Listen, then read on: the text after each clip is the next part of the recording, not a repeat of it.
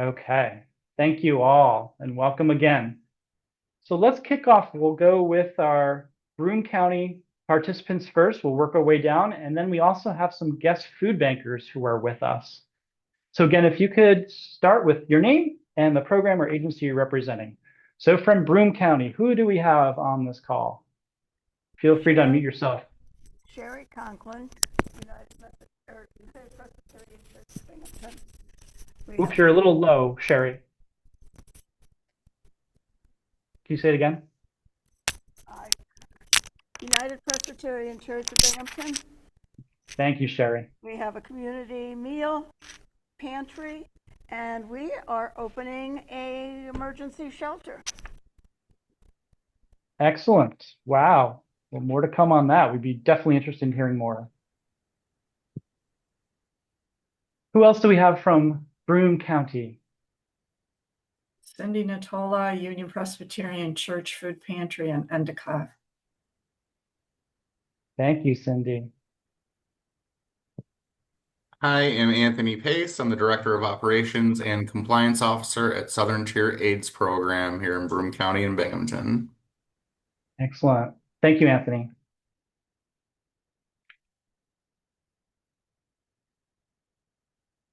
All right, Chemung County.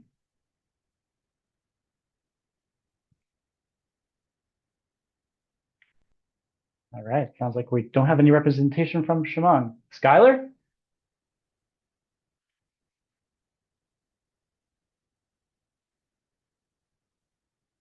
All right, moving on to Steuben. Sally Rousseau from Catholic Charities. I am with the Hornell Pantry, Bath Pantry, and the mobile pop-up we have in Bath. Thank you, Sally. I saw your note, Janet. You're having problems with the audio and video. Is it freezing for you? Is anyone else having difficulties? Might be a connectivity issue. Could be. But we'll make sure it's recorded as well if you have bits and bobs of going in and out. We'll make sure you get that recording. Sorry about that. It's probably my end. I'm Dot Hammers. Dot Hammers from Steuben County from Wayland Food Pantry at Lighthouse. We do a pantry for 2 hours a week and then emergency hours. We also have a free store. Thank you, Dot.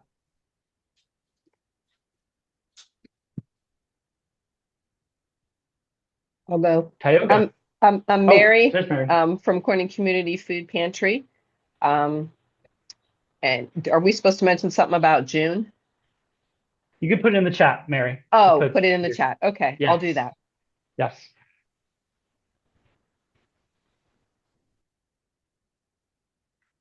All right, Tioga. Hi, I'm Jean Ellen Parmalee from Project Neighbor in North Valley. Okay, thank you, Jean Ellen. Oops, Brenda, you need to unmute yourself. Okay, there we go.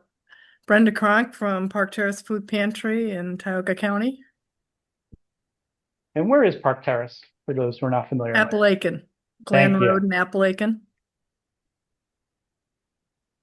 Thank you, Brenda. Dermot Buzzard, Spencer Van Food Cupboard. And with our district, we cover corners of 4 counties, and so we've got a little bit here and a little bit there, but mostly Chemung and Tioga County. Mm-hmm. Multitasker, thanks, Term. Anyone else from Tioga? Tompkins. Glenda Abbey. Glenda, sorry. Sorry, Glenda Abbey, Tompkins Community Action Pantry. Okay, now that I've unmuted myself, Jean Winall, Groton Community Cupboard, and like Kerm, we cover 3 counties, including 2 food banks. Wow. Amazing. Thank you, Jean. Thank you, Glenda. Did we miss anyone else from our counties? I'm here. Janet Maher. I am with the Newfield Pantry. We serve primarily Newfield, but also many other communities including people from 3 other counties. So we, strange location, I guess. It's a great location. Yeah. Beautiful area. Thank you, Janet. All right. I think we got everyone here. I'm going to turn over to my food bank colleagues. I see Justin. Yeah, thanks, Matt. And I hope you folks can hear me. I didn't get a chance to test my audio, but I'm head of finance for the food bank. And Matt was kind enough to offer to anybody on the leadership team who wanted to listen in today. And I jumped right on it because I want to hear from folks on the ground as often as I can. So thank you for the opportunity. Thank you, Justin. I also see Dave. Good evening, everyone. I'm happy to see some of you again, and then others that I haven't met. I've certainly seen your name through Primarius and different ordering. Yeah, happy to be here. I'm the Chief Operating Officer, currently overseeing much of the food procurement. So I thought it would be good if you had any questions around that, coming out of a tumultuous quarter and with everything going on worldwide. So happy to be here. Thank you, Dave. And I don't see Mark, but I see his name listed. Mark, can you hear us? Can you talk? I can hear you. I can hear you. Thanks, Matt. And I apologize, folks. I'm not on screen. I'm on the road right now. But I've seen a lot of familiar faces, and for those I haven't had the pleasure to meet yet, I'm Mark Bordeaux, President and CEO for the Food Bank, and I appreciate Matt giving us the opportunity to join today's meeting and just listen in and learn how we can continue to do a better job. Excellent. Thank you, Mark. Thank you, everyone. Did I miss anyone? I don't think anyone popped in. Okay, excellent. So appreciate you all coming on board. Some of you have been on open office hours before, but for those who are new, this is a great format to share questions. There's an open forum. There's an opportunity to ask food bankers, to share ideas, ask your colleagues about things that are happening. These happen on a twice a month format. So the second Monday of each month at 4 o'clock, we have open office hours. And then we also have open office hours on the fourth Tuesday at 11:30 in the morning. And what we're trying to do over the summer, since we do have people on personal time off, vacation, etc., you'll see some different people leading the session. So I'm pleased to be with you today as my colleagues are off in the Food Link Feeding New York State Summit. So with that, I see there's some great responses about what people most like about June. School's out, great-granddaughter was born, camping, gardening, kayaking, watermelon, produce, sunshine, swimming, more time spent with family, dinner in my back porch. Wow, this is great. These are summer solstice. Excellent. Very good. Well, I don't want to keep you away from this great day, so let's jump into it. We thought it would be helpful to start off with a little background on food-related items. So I know at our last meeting, open office hours I participated in, people had questions about TFAP food. And what I am seeing on the menu right now, I'll put it in the chat. These are recent TFAP items that have come in, and some of you probably have taken advantage of it. We've had butter, shredded cheese, elbow macaroni, fresh pears, roasted pistachios, and fresh tomatoes. Does anyone have any questions about those products? Have you all been able to take advantage of those to some degree? Awesome. Great.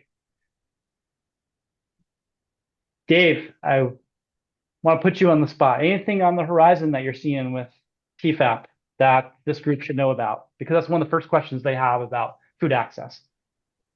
Certainly. So although we had a very poor first quarter of with TFAP food, in second quarter it picks up a little bit.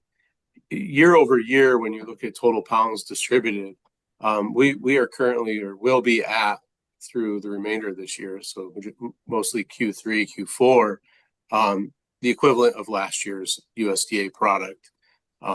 Certainly, I think there's more need. We've seen some decline in USDA products since the emergency situations of 2022, 2023. But although we had a very shallow amount of product that was available in Q1, and really in April as well, you will see more product availability heading into the back half of the year. I know June is slated for a lot of fresh fluid milk, as are the months to come through the summer into September. We just picked up eggs, which have arrived, and we're also getting hard boiled eggs, through bonus loads. Our entitlement funding is about the same as last year. However, food costs are up. So we're not able to buy as much as in years past. So we try to stick to around the holidays for different things that help accompany holiday meals. And then bonus loads just are kind of trickling in as they do. Their bonus probably makes up, I think, some 90% of total USDA product each year. Our entitlement funding is very small in comparison. So I'm going to update that when I get back into work, because we got a couple extra bonus loads last week that I ordered, and I try to keep that updated the best possible to look through the end of the year for the team and for you all. So. Mm-hmm. Thanks, Dave. And just for those people who are keeping score at home, the entitlement funds for TFAP foods are connected specifically to our food bank. We receive a budget each federal year that says, based on performance metrics, here is what you're entitled to, Food Bank of the Southern Tier region. And then bonus is something that's at the discretion of federal legislation and overarching trends. It is, as Dave mentioned, it's a little unpredictable. It is the larger portion. So you can see that the larger portion is very unpredictable. But we try through our budgeting and through the great work relationships that Dave has, in addition to our advocacy, to make sure that TFAP is there as much as possible. Questions from this group regarding TFAP foods? Anything that you feel the food bank should know from a partner perspective or a client perspective? Oops, Mary, I think you raised your hand, but you're on mute.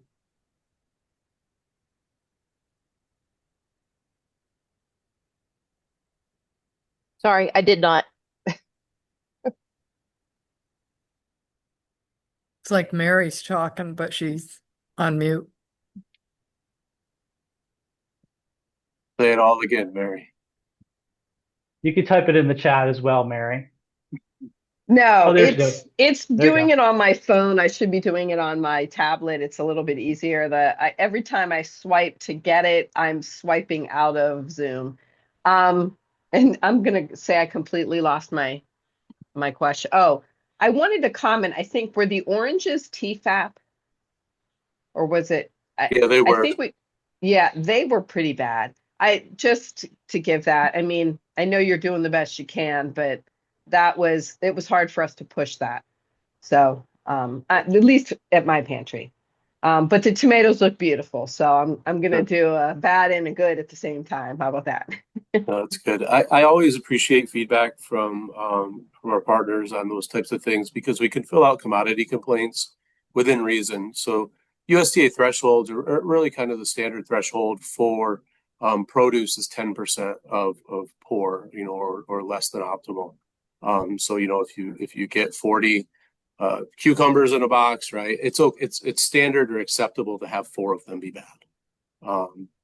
Whereas if things are kind of really going through, we can file commodity complaints so that we can utilize different purchasers or different growers rather in the future. I always appreciate that. I agree about the oranges. They just, they didn't go very well. And then if you kept them around, they got really, really hard. Yeah. No, we did fill out a commodity complaint and let folks at OGS know that. Thank you. And they do take those very seriously. They will, the grower, and the next time that they bid on something like that or an offer through the USDA will have some hurdles to jump a bit.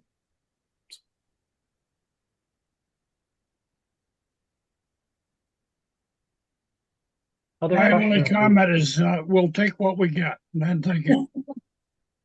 And trying to take get the everything. pistachios. The pistachios are flying off the shelf. Yeah. Sadly, no lentil beans this year. I'm sure you all are disappointed. Yeah, we No, keep what? having people ask. Lentils. No lentils. Yeah, I know. I've been buying 20 bags of lentils every week. Our folks Have you? love them. Really? Yeah. Well, Yeah, they were $1.29. Now they're $1.79 a bag. Ooh. well, But yeah, the red lentils are just a real hot commodity over here. Dave, what about like pollock or like whitefish or even catfish? Like I don't see tilapia on the menu, so I know that sometimes we get a TFAP pollock in. I actually think we may have received it already this year. I didn't know if it's going to come back because I'm looking for a like a plain fillet type of thing to offer because that's usually Sure. something my clients are asking about. yeah, certainly. So I'm not super familiar with all the ins and outs of the next few months. I know that there's none this month through USDA. We have put pollock back on the menu at the food bank. And I'm kind of negotiating between two different companies right now on either whitefish or tilapia. The market's a little weird right now, so I'm going to update that and we post it to the website.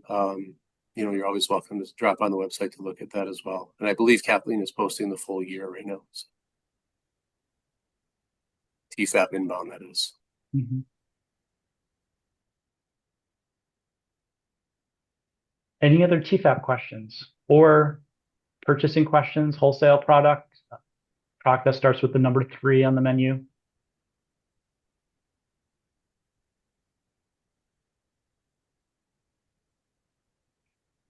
Any feedback that we should know? We have some great folks here on the call that definitely take comments to heart. If there's anything that you're hearing from your clients, whether it's lentils, or other product, we always appreciate that. We recently had the 2026 client survey conducted, which included mobile food pantry participants and food pantry patrons. And you can imagine perishables are right up there as the most coveted food. So we continue to look at produce, dairy, proteins. But any specifics you want to drop in the chat or share at your coalition meetings, please do. That's helpful to us. Awesome. On a related note, speaking of proteins and holidays, Dave mentioned holidays, right? Here we are, June. So do we start thinking about holidays probably even before June, right, Dave? So you will be seeing soon the opportunity to put in an application for holiday turkeys. We're going to be accepting those applications from July 1st through August 15th with an expectation of award notifications in early September. So I would say get your ideas together. Some of you have completed this application before. That'll be coming out very shortly. We appreciate David or the Matt. turkeys. Yeah. David or Matt, I don't know who I should direct this question to, but usually when we order the holiday meats, we're given turkeys, and then at the end we end up with whole turkeys and turkey breast. Is there any way we can have that information ahead of time? Because I have a lot of senior citizens that don't want the full 14-pound turkeys. They really like those smaller turkey breasts. Yes, and rightly so. So Dave, you probably have more intel on that than me. Sure. I don't remember the numbers off the top of my head, but we did change the percentage of mix. So we have a certain budget amount, and then there's a cost per pound. We did increase, so we heard feedback last year, and we did increase the amount of turkey breasts comparative to whole turkeys that we'll be providing this year. So there should be more available for folks. We secured our turkeys, or your turkeys, the turkeys, if you will, in February of this year. So we locked the market in. And that's earlier than usual, Dave, right? It is. There's and Justin I know looks at economics and trends and stuff too. there's a lot of potentials. There was a big impact with one of the main processing plants in the United States, as well as some fears around, different avian strains in that. So it's better to lock it in and have it nailed down so that we had some sort of security around it. Mhm. But Dave, what I'm asking you is, will we as the consumers have the option to preface what we want and order a certain amount of whole turkeys and certain amount of breasts? Because I don't think we've had that option in the past. It's I'm just not, been whole I'm not, turkey. yeah. So I can Correct me take if a I'm look. wrong, anybody else. No, the Sure. application asks both ways, Does it? the way I Okay, recall all it, right. yeah. Then I need to go back and look at it. You might Sorry. not get, what you have asked for, but. Right. No, I understand that, but okay. Mhm. I will go back and look at it. We will confirm that, Jean. That's something I know Bree works on. She develops the application with the selections, much like you're familiar with the holiday hams that we did for the spring. Yep. So we will double check on that ability to choose between the full turkeys and the breasts. But this has been a topic for many years, understanding just what you described, that not every household that's receiving holiday items wants a full bird. And some people want it and would prefer it in November versus December or vice versa. Yeah, Absolutely. one thing that we've seen in Newfield actually is like a lot of the one person household or two people household, they're actually requesting the whole turkey.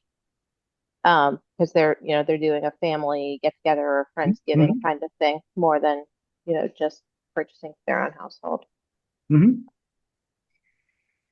Can I mention anything about the holiday hams? They didn't, they went out, but I don't think they went over well because they were all that water-based. I Breast. called them I called them spam hams. That's basically what they were like. A bigger loaf of spam. Ground ham. And people,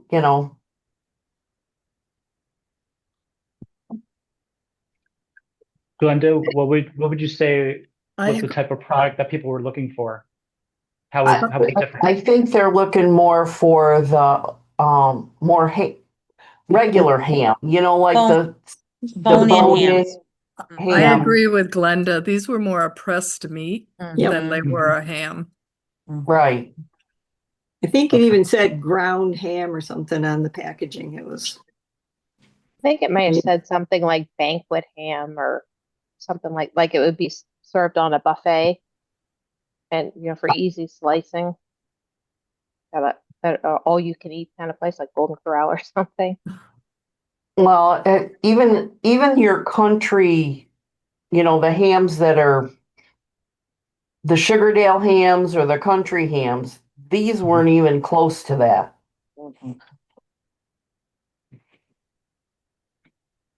Okay. Appreciate the feedback. Thank you for letting us know. It's never too early to start thinking about the spring. We'll take all this feedback. We have a good food acquisition team. We have different staff bring in feedback from coalition meetings, from open office hours, from conversations with clients directly. We have nutrition education programs, so this gets all filtered in. It was very helpful. And I see, Dot, you had a comment about canned Nemco peas, that they're hard peas. Can you tell us a little more about that? I just These are- have I have a few families that they will shy away if it's the Nemco and not the Stokely peas and whatever. They'll say they're crunchier, they're harder. Okay. And I'll even have people that will come in to the pantry that will shake them and go, "See, they're harder." There's something about the texture that they don't. There's several families that don't care for it in my pantry. Okay. Ours too. We've had that complaint before. It's that particular brand. Yep. Yeah. Okay.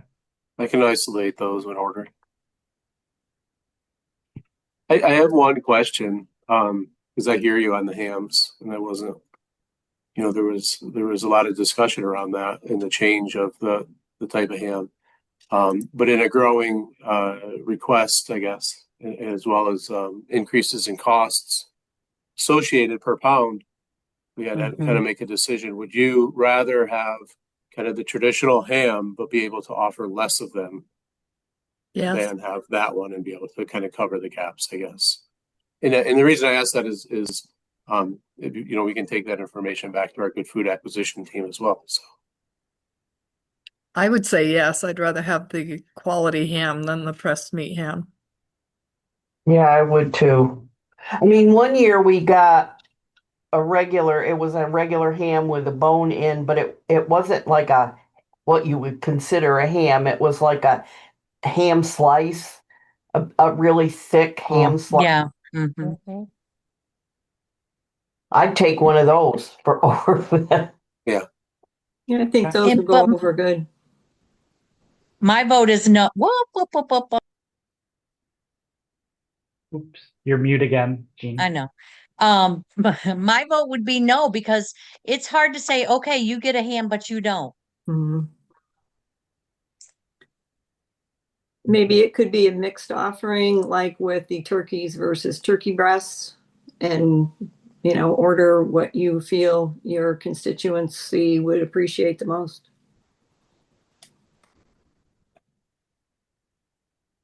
Thank you. Yeah, I think this is helpful information. Maybe something we can do a more formal survey of a larger sample of our partner agencies, looking at the press versus more of a traditional ham versus a mix versus cost.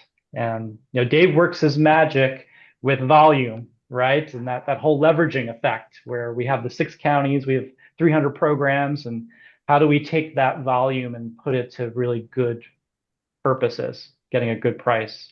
Same thing with the turkeys, getting it in early, because the future markets on some of these things you just don't know. It doesn't look all great. But this is great feedback for us, and I'll definitely share it with Amanda, Bree, and the team. And I'm envisioning some type of larger conversation. Excellent. Thank you. All right. I also wanted to let folks know that shifting from food to operational support, many of you are HIPNAP agencies, so you've applied for an operations support grant, utilities, staff, equipment. Those applications will be reviewed on June 18th by a committee of your peers. Some of you may even be on that committee. I'm not 100% sure, but we appreciate the time that you and your colleagues put into the applications, and also for those who are participating in the review, whether they're, I think, in upwards of 65 applications that we go through. So a very high degree of care is taken to review your applications. And I think, if I'm not mistaken, Justin, we have a higher amount of funding available for our operations support HIPNAP grant this year. Isn't that right? That's right, Matt. I think it's roughly about a 20% increase. Great. Right. So that helps us. And that's something that Amanda and the team queried about, asked if we could increase that because of the high degree of requests. And this is very beneficial for us. Very excited about that. So expecting sometime this summer for those who have applications, and you should be getting a response. And to that effect, anything that the food bank should know about your operations, your utilities, your staffing, the trends you're seeing, any big picture things that are affecting you or troubling you? Big picture is probably not any different than anyone else, but utilities are going up rapidly, and I know I budget for a increased amount, but it's going to go even beyond that this year. What percentage increase ballpark are you looking at for utilities? Probably, I'm thinking about the figures, probably close to 20%. Okay.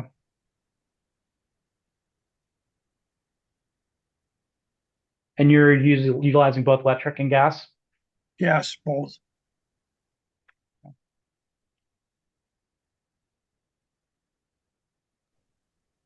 Matt? Thanks. Yes, Mary.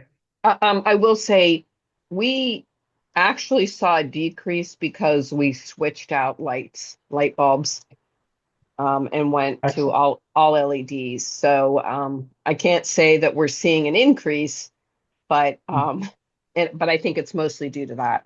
And we had to do that in order to, that was suggested when we were investigating getting a generator. So I encourage folks to consider, if you have the means, to switch out. It was a little bit expensive or a little bit pricey, but in the long run, it really paid for itself rather quickly. Mhm. Mary, were there any grants or resources that you tapped into to help defray those costs? You don't need to be specific necessarily to give away, but anything outside of normal fundraising? We had, since we did it mainly for the generator, we did tap into a grant for the generator, but we didn't tap into a grant to change the lights, all of the lights in just the one building. So the pantry building, which has a lot of, and they were, the compact fluorescents that you have where it's 4 light bulbs, the long ones, and we were able to actually only put 2 in each one. So there was a little bit of a savings there. But the guy who, he practically did his work for free. I mean, he charged us a little bit for his time, but I think that's some of it, is finding a good, competent person. But we did not, just because we did it so that we could get a lower price on a generator installation. Gotcha. So thank you. On another note, and this isn't so much the pantry issue, but I've had two specific families this month that have come in. The one was struggling enough that they had their water turned off, and another one was struggling enough that they turned the electric off. So she was trying to run a plug, because the food from the pantry and whatever, from her refrigerator to her neighbor's apartment. So there truly are some people out there that are really scrambling.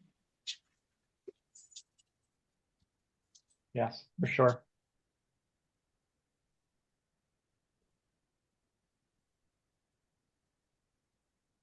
Any other operational questions, comments, concerns? Not specifically related to utilities or anything, but I've been out of town with family emergencies for like the past 2.5 months, and so I've missed a number of the off-hour calls. I was just wondering if there's been any more discussion about the temperature requirements in storage areas, because I know it was a very hot topic at the time. Yes, so we can get those notes out to you, Janet. We are going to be, the food bank will be purchasing those ambient thermometers, making them available so that we meet the OGS standards. In fact, I was just speaking with Eric, who presented a few open office hours before. So yes, we are going to make sure that our sites are compliant with that. Because I know that I'd actually literally picked one up and dropped it off on my way out of town. I threw it at somebody, like, here's the log sheet, here's the thermometer. And but even at that time they said, yeah, it's reading like 72 degrees, and that was in March. So I don't have high hopes. And I know a lot of people had concerns just about the temperatures and how realistic it is, and the potential need to get like some sort of portable air conditioner and thing, which would actually tie back to higher utility costs and whatnot as well. Right. So that's a very good point, and something we're looking at as a step 2 or 3, once we're able to meet the mandate from Office of General Services, and then say, okay, what are people actually registering in their storage rooms? And yes, you're absolutely right. And what type of different methods are people doing to increase ventilation, to reduce temperatures, etc. So that's something I imagine that we'll be able to provide some guidance based on experience that you and others are having, share some best practices. But thank you for being attentive to that. And it is a question that others have. Matt, was there any further discussion on what will happen if you can't make, like if you get audited or whatever it's called, you get the visit and they find that your temperatures are not to their Within the liking, range. you know, because Right. like I say, I know we're going to have a hard time. Just like it was mentioned before, it's hard to keep the temperature. I don't keep it that temperature in my own house. So, because it's just too expensive. So that was Right. any further discussion on like that, or we're going to wait and see kind of thing. Well, the first step is making sure that we have the equipment, we have the thermometers in place, and making sure sites have the resources. So that's where we're going to be purchasing them. And then we can give some guidance on it, and it'll be part of our site visit form to record that, discuss some strategies for meeting that. The range 50 degrees Fahrenheit to 70 degrees Fahrenheit. It's going to be tricky in July and August, right? So what are the mitigation factors? Yeah, that's true. In September. It's not realistic in many instances to expect that. It's an ideal temperature. So I don't have anything specific here to say, okay, OGS says if this comes up out of range during a visit, then here's the corrective action that has to be in place. But I imagine that they will probably have something more specific as we dive into this work. Okay. I'm not happy about it, but I understand. Yes. I'll put this down as a follow-up item. I'll speak with Eric, but I know we are purchasing thermometers to at least get that out to the network. And Dave is on the committee for New York State with the TFAP representatives. And perhaps next meeting, Dave can share these concerns as well. That would be great. Yeah, it'd be great if they could. I mean, those temperatures, I mean, it ought to be pushed up to at least 75 degrees, you know, and give us some flexibility in there. Right. For all practical purposes, being someone who's visited many food pantries and has taught the food safety, interacted with many of you, is ensuring good product rotation, especially during the warmer months. Your canned goods, anything, your rice, your pasta, because it's actually, you know, as you know, vermin love the warm temperatures. So the more that you can keep your product rotation and also the space so you can do your cleaning, that's going to be the trick in many instances. But yes, we'll follow up on that. All right, a few other quick notes. Many of you shop at Wegmans throughout our 6 counties. We're currently taking part in the Fill the Bus campaign. You'll see that as you shop there, if you're a Wegmans shopper, that you can make a donation to support families and children during this increased need of the summer. So, you know, to what extent you can support, let your neighbors know. A number of us food bankers are going to be out in the community helping bag groceries. So if you're out in Ithaca or Elmira, Corning, Cornell, Johnson City, you might see some of us food bankers. And that in turn goes to support programs like yours. $1 equals 3 meals. That's our conversion. Some of you are participants with our Just Say Yes program. That program's going to sunset June 30th.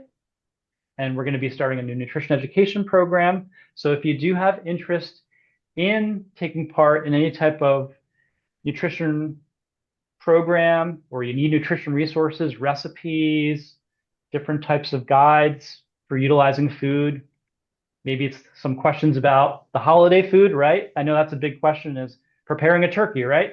Please reach out to Eliza and Eric to help you with those resources.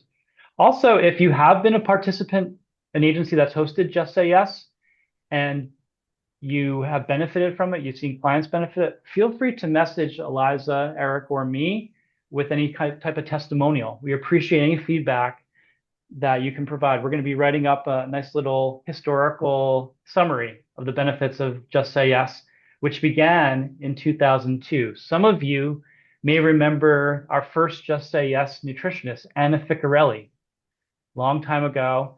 And from 2002 until now, 24 years of nutrition ed through Just Say Yes. So appreciate any type of feedbacks that you've had over the years. I know some of you have hosted workshops.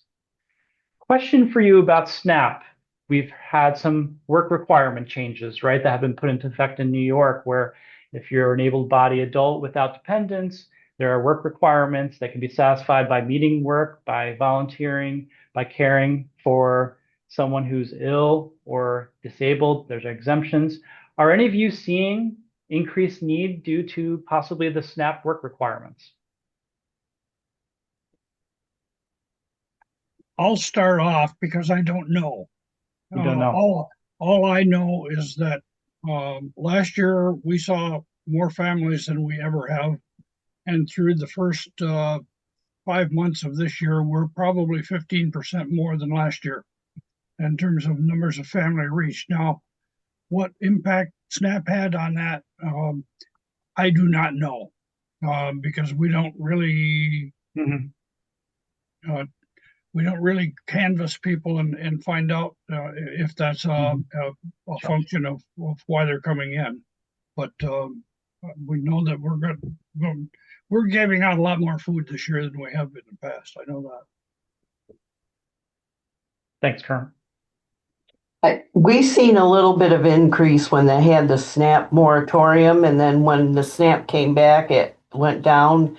And I mean, we get 1 to 2, 3 new people a week, but I don't know why they are here. That's like Kerm. I don't ask unless they volunteer that information. We don't ask that. But I expect it's kind of at that 3-month thing. They had 3 months to take care of it.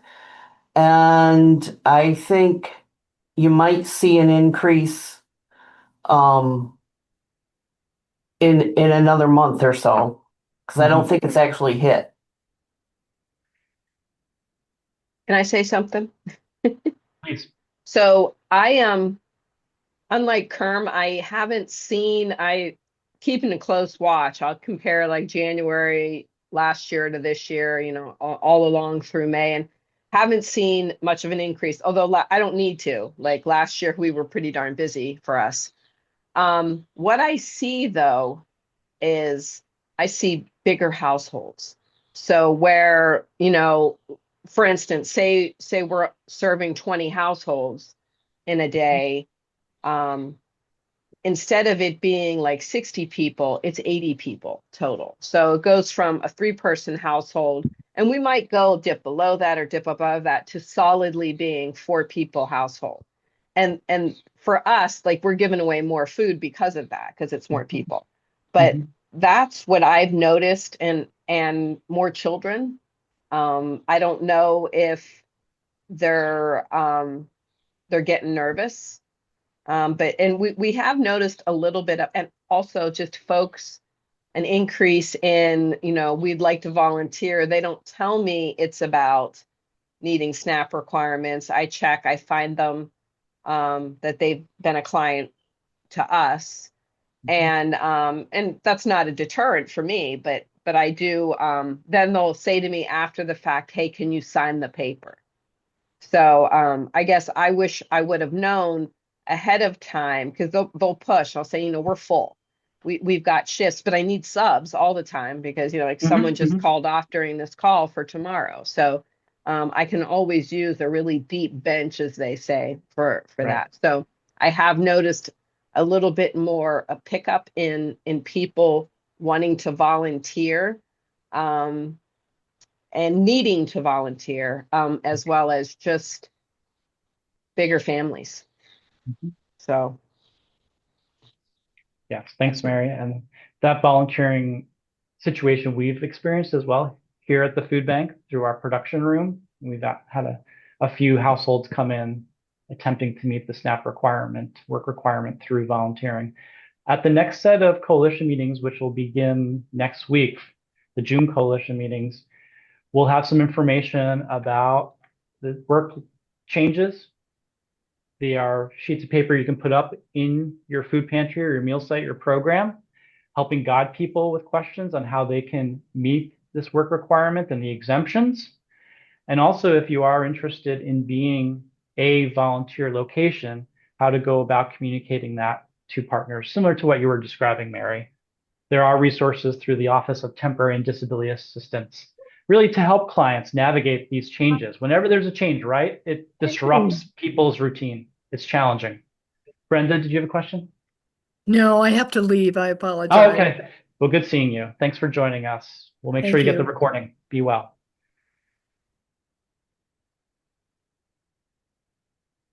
Yes. So more to come on SNAP. We'll have some resources. We do expect that the request for food assistance will continue to rise into Q2 and Q3. Justin, can you give us a quick synopsis of, based on trends that you're seeing nationally, regionally, what are you putting on your hat? What are you seeing? Yeah, I've talked a lot about economics with some different audiences around the food bank, and I would just summarize with some of the big things that everybody's seeing. There's been a very large increase in inflation in the last couple of months.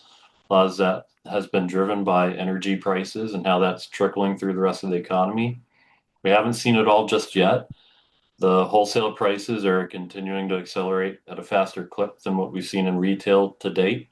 So there's still a bit of that gap that needs to close. And as that gap's closed, it's going to be more pressure on individuals. Look at things like credit card delinquencies, auto loan delinquencies, just unemployment numbers outside of the healthcare industry. Everything's pretty bleak and it's pretty negative right now.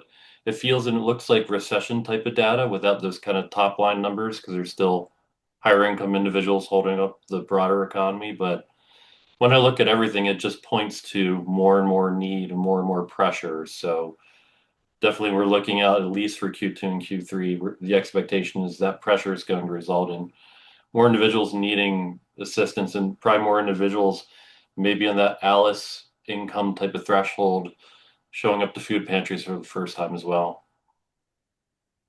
To talk to that, I'm not sure if that is affecting us or not, but we're seeing also increases in the numbers of families that we're delivering food to. And whether that is directly tied to increased in automobile costs and gas and repossession of vehicles, I don't know. But I do know that we are seeing a fairly substantial increase in requests for deliveries.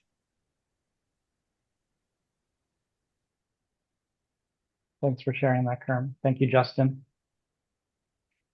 To throw in just 2 cents worth as well, we may not be seeing necessarily higher numbers, but like we're seeing a different composition of people. It's not the same families every week now, or it's not like 50% that come to every distribution, and then like it used to, be a subset that made up that other 50, and they would, show up once every 3-4 times, and now they're like alternating. They're showing up every other time or something like that. So the level of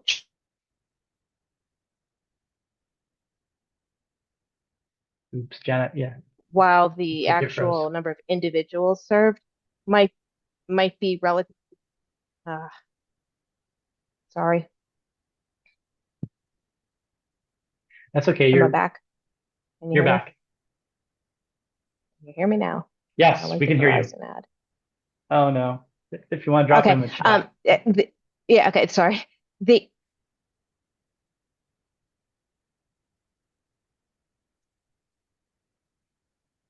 While we're waiting for Janet's chat item, there is something in the chat. Dave posted a few moments ago. Turkey breasts were increased in 2026 for Thanksgiving versus the prior year by 1,200 units. So there are increase in turkey breasts.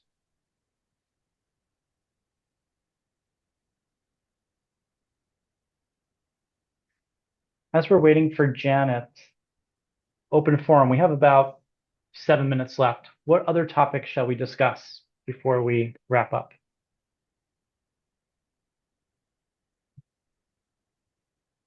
Burning questions. You have a captive audience here, people who don't normally show up to open office hours. There's Mark, there's Justin, there's Dave. You'll get me again, so I'm not going to promote myself, but here's a nice audience.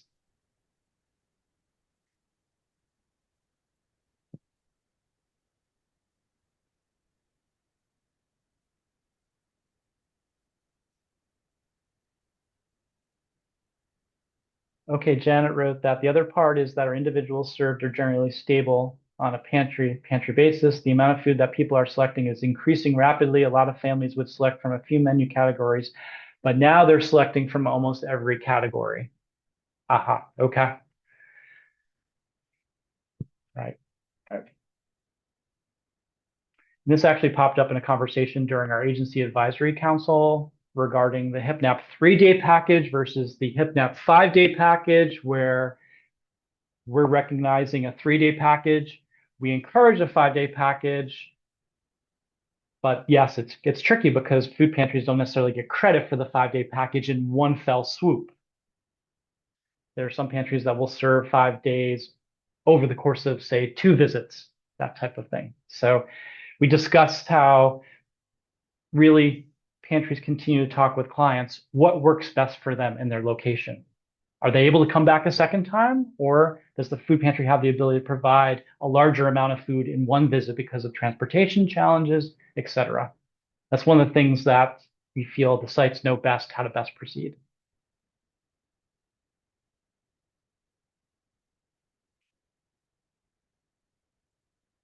All right. So we are coming up 5:05 on this beautiful June evening, afternoon. Are there any other topics that we want to cover? It's not a topic, but I don't know. I'm gonna I'm gonna put it out there. Because I did get some email. I think it was from Kathleen Passetti about I'm looking for egg cartons, empty egg cartons, and I didn't know if the food bank would consider ordering that and having them on hand for us to order from them. Like I have someone I can buy from, but I'm like, I've probably already purchased like 300 to 400 from her. My team doesn't even tell me anymore when this one local farmer donates, and I walk in and I'm like, we have flats of eggs and it's like 60 dozen. So, which is great. It's wonderful, but it's really, I want to be able to give them out in a carton. So that put it on Marketplace. You're looking for some. I just saw some on Facebook, but you're not from the area, so yeah. Right, yeah. She had a whole stack. I should get better at that. Maybe I'll go ask somebody else in the pantry to do that. I'm not on Facebook. We put it out on Facebook and got a lot of them. Yep. Awesome. That's great. Good. All right. So your homework is to keep your eyes open for the holiday turkey applications coming out around July 1, going through August 15th. Okay. If you have any questions, please do reach out to your PPC, Program and Partnership Coordinator. So Devin, Lindsay. I also want to let you know that for those who are in Tompkins County, that Lindsay's going to be filling in for the time being, okay? So if you have questions related to any type of business related to Tompkins County, so I'm thinking Groton and Newfield, TCA, Tompkins Community Action, connect with Lindsay. We can also carbon copy Amanda. Between the two of them, they'll help you out. Devin's going to take care of Chemung County for the time being, in addition to Tioga and Tompkins. So each of them will continue their work. We're hoping to fill a vacant position by the end of August. But in the meantime, please continue to give us your feedback. Our homework at the food bank will be to take the feedback regarding the thermometers, the ambient thermometers, and make sure that there's more clarity about this process of receiving the thermometers and then having to deal with situations where a pantry can't keep it between 50 and 70 degrees Fahrenheit. So we'll make sure that there are clear steps for that. We will also be helping with the coalition meetings coming up in June. So please do attend those if you can, support those coalition meetings, participate. And also, keep us in touch. Keep in touch with us as we wrap up the Just Say Yes program. Send along any type of feedback, the benefits of JSY to your program. And we will also take a look at some of these suggestions related to products that you shared, related to the ham and the peas and the green eggs. No, not the green eggs, the peas and the ham. We get some green eggs. One last question, however, Matt, is that the last figure that I had for publicity purposes and putting a price on the poundage of food, the last figure that I had was $1.92 per pound. Is that something you can check with and let me know? I think so. And not to put my friend and colleague Justin on the spot, but he probably has it on the tip of his tongue. We have a couple numbers we use around that. I want to make sure I give the one that matches up with the 192. So we'll get back to you, Kern. Thank you. Okay, thank you. Awesome. Well, we're at 5 o'clock, and I think we had a very good meeting, and I enjoyed having conversations with you all. And I'm going to pass on this information to my colleagues that are enjoying their time in Rochester. And they'll be back on Thursday. So if you're looking to connect with them, they may have an out of office message. You can feel free to contact me here at the food bank. But in the meantime, have a wonderful start to the summer. And thank you for all you do for helping us serve our neighbors in need. Have a great evening, everyone. Thank you. Bye-bye. Thank you.